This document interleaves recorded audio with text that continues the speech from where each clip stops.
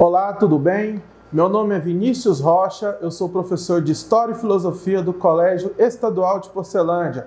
Vim convidado pela Cred Trindade para dar dicas de História e Filosofia para vocês do Enem. Então, bora?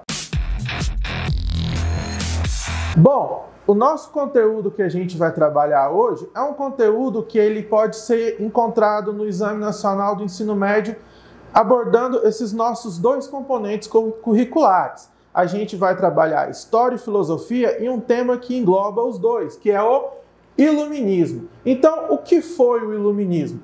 O Iluminismo foi um movimento político, social, cultural e econômico presente na Europa no século XVIII. Ele pode ser analisado, o Iluminismo, tanto na perspectiva historiográfica quanto na perspectiva filosófica. Por quê? Porque a gente vai entender que a filosofia, ela anda concomitante, ou seja, ela anda lado a lado dos acontecimentos históricos.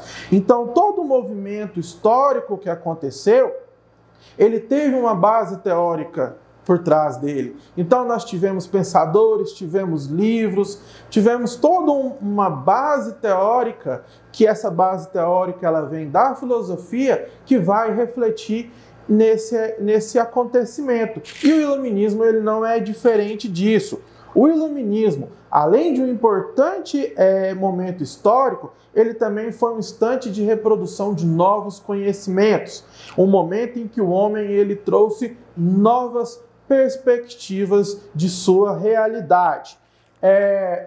Mas e o que o Iluminismo ele defendia? E o que o Iluminismo criticava? O Iluminismo ele defendia principalmente a liberdade do ser humano, a liberdade das pessoas. Então a gente tem dentro do Iluminismo a defesa pela liberdade religiosa, pela liberdade econômica, a defesa pela propriedade privada. Tudo isso englobava dentro do que o Iluminismo ele defendia. Dentro dos principais pensadores do Iluminismo, nós temos Voltaire, Rousseau, David Hume, Montesquieu, Adam Smith, Immanuel Kant, nós temos Denis Diderot, D'Alembert, são todos outros pensadores que também participaram dentro desse período do século das luzes, que também é uma terminologia que você pode encontrar relacionada ao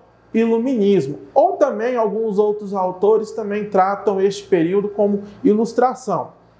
Só que isso não é o nosso foco nesse momento. Então vamos lá. Quais são as propostas trazidas pelo movimento iluminista? Eles defendiam uma igualdade jurídica, uma busca por uma liberdade religiosa, uma crítica principalmente ao absolutismo monárquico, ao clero e à nobreza. E aí a gente tem que ter muita atenção nesse ponto aqui. Por quê? Porque essas críticas do absolutismo, do iluminismo, ao clero e à nobreza, ela atende os interesses de um grupo social em comum. Que grupo social é esse? Vou colocar aqui no quadro agora de azul. Ó. Burguesia. O iluminismo, ele é um movimento essencialmente burguês.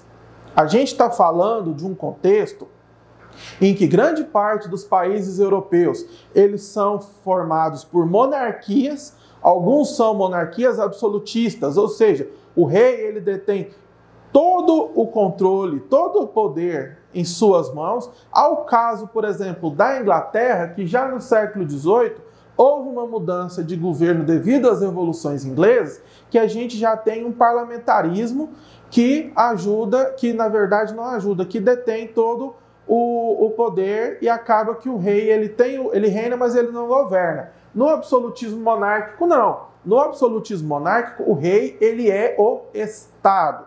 Então o iluminismo ele vai defender uma abertura desse regime político. Por quê? Porque interessa a burguesia. O burguês, ele é detetor de quê? De dinheiro. Ele tem capital, só que ele não tem uma influência muito forte para quebrar alguns desses paradigmas. Então, essas ideias desses pensadores iluministas, elas vêm justamente para embasar essas disputas em relação a isso. Então, quando a burguesia ela vai questionar o absolutismo monárquico, porque ela vai querer uma participação maior na economia. Quando o iluminismo ele vai questionar o clero, porque ele vai querer uma liberdade religiosa. Grande parte desses burgueses, eles são protestantes. Então, eles não fazem parte, eles não seguem a doutrina da Igreja Católica. Então, eles vão sofrer perseguição pelo fato de serem protestantes. Tanto que alguns pensadores, não vão morar, por exemplo, na França, na Inglaterra, justamente por causa dessa perseguição. No Sacro Império Romano Germânico também. Muitos vão para os Países Baixos, porque lá a gente já vai ter uma liberdade religiosa nesse momento. E a crítica do iluminismo à burguesia, à nobreza, é que a burguesia, ela disputa o quê? Comércio com alguns nobres. Então, como que a nobreza, pela sua proximidade ao rei, até porque o rei ele também é um nobre, é bom a gente sempre lembrar disso, principalmente na França. Vamos colocar a França como um exemplo para o nosso estudo do iluminismo. A França ela tem 3 estados, são 3 classes sociais. A gente tem o clero, a nobreza e o povo. A burguesia ela está dentro desse povo aqui. Ela não tem voz. Ela tem dinheiro, mas não tem voz. Então, a crítica à nobreza, por quê? Porque eles querem justamente os exclusivos comerciais que muitos nobres têm. Eles querem uma disputa, uma liberdade comercial. Então, grande parte das críticas ao absolutismo, ao clero e à nobreza, elas têm também como interesse o quê? Um interesse burguês. Voltando aos principais pensadores. Estes principais pensadores, eles tiveram grandes obras escritas relacionadas ao iluminismo.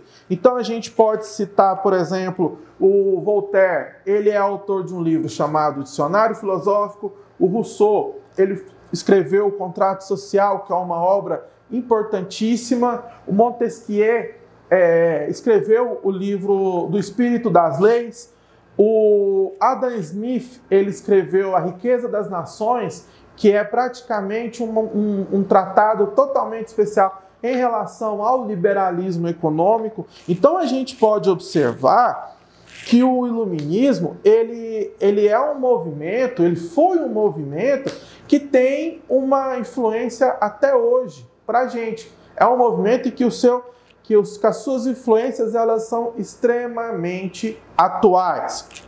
Então a gente pega as críticas ao absolutismo as críticas do iluminismo são ao absolutismo monárquico, ao mercantilismo e o poder da igreja. Ou seja, pega esses 3 pontos. Então a gente pode dizer que o iluminismo ele defende uma liberdade econômica, ou seja, uma não intervenção do Estado na economia, um avanço da ciência e da razão, o antropocentrismo, além do predomínio da burguesia e de seus ideais. Os burgueses, eles não querem apenas dinheiro, eles também querem poder.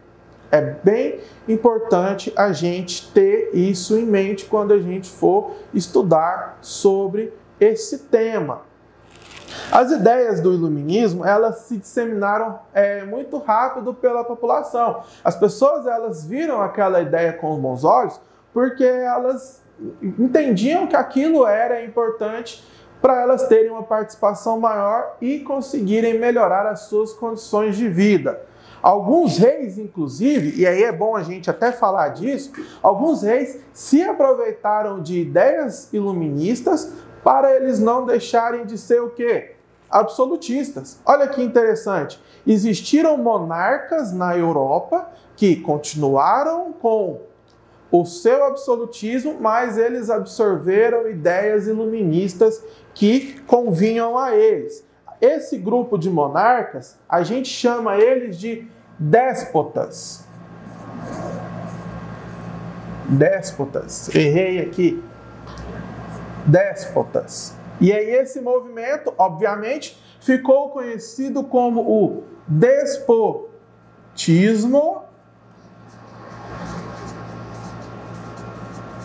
esclarecido, que ele tem como alguns dos seus principais expoentes nomes como o rei Frederico II da Prússia, a rainha Catarina II da Rússia, o próprio Marquês de Pombal, que ele foi regente do trono português. Ele era um déspota. Ele, inclusive, o próprio Marquês de Pombal, ele chegou a introduzir manufaturas no Brasil colônia. Então, o Brasil ele chegou a ter um princípio, um pequeno foco ali de uma tentativa de industrialização. É claro que a gente não pode falar de industrialização porque é uma manufatura, mas até então não existiam nem manufaturas em grande escala no Brasil colônia nesse momento.